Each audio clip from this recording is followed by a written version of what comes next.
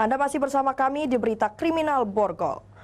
Dua pemilik gudang penimbunan BBM ilegal yang terbakar di Desa Cintakasih, Kecamatan Gelumbang, Muara Enim akhirnya menyerahkan diri.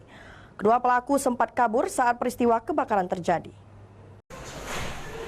Sempat menghilang beberapa hari pasca kejadian terbakarnya gudang penimbunan BBM ilegal jenis Pertalite di Desa Cintakasih, Kecamatan Gelumbang, Muara Enim. Dua pemilik gudang tersebut akhirnya menyerahkan diri pada Rabu 21 Desember kemarin.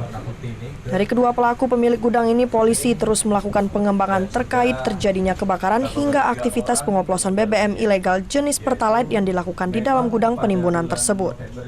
Kita mencoba melakukan pendekatan kepada keluarga yang bersangkutan untuk dapat menyerahkan diri secara persuasif, karena apabila tidak menyerahkan diri secara persuasif, kita akan melakukan upaya paksa.